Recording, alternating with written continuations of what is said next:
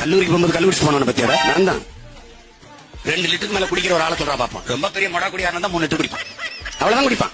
எப்படி சீமான் சொல்ற? பிறந்து வளர்ந்ததே அங்கே இருந்து தான். நான் மட்டும் இல்ல, எங்க அண்ணன் நம்பி எல்லாரும். எங்க அண்ணன் உட்கார்ந்து இருக்க, எங்க அண்ணன் இருக்கா?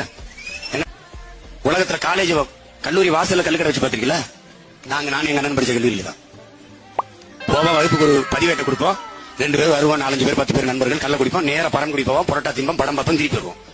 மாலையில கபடி விளையாட போவோம். ஊருக்கு விளையாட போறது. மச்சான் நான் விளையாண்டு கொடுப்போம். என்னடா மச்சான் வேணும்? ஒன்னும் மச்சான், கல்லு போட்டா படம் டிக்கெட் 10 ரூபா தான். அப்ப விளையாண்டு கொடுத்து ஜெயிச்சுட்டு பரிசு வாங்கிட்டு படத்துக்கு போவோம். இதேதான் வேலை. என்ன படிச்சிருக்கோம்? நல்லா தான் படிச்சோம். நாங்க என்ன போய் சொல்லிட்டே திறம்னீங்களா?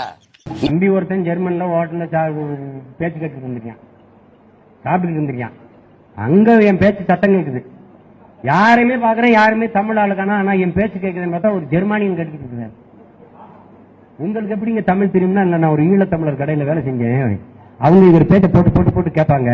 அதுல இவர் பேச்சுக்கு அடிமையாயிட்டே எனக்கு தமிழ் கொஞ்சம் புரியும். இவ்வளவு பேசுற ஒரு தலைவனை எப்படிங்க உங்க மக்கள் வெல்ல வைக்க?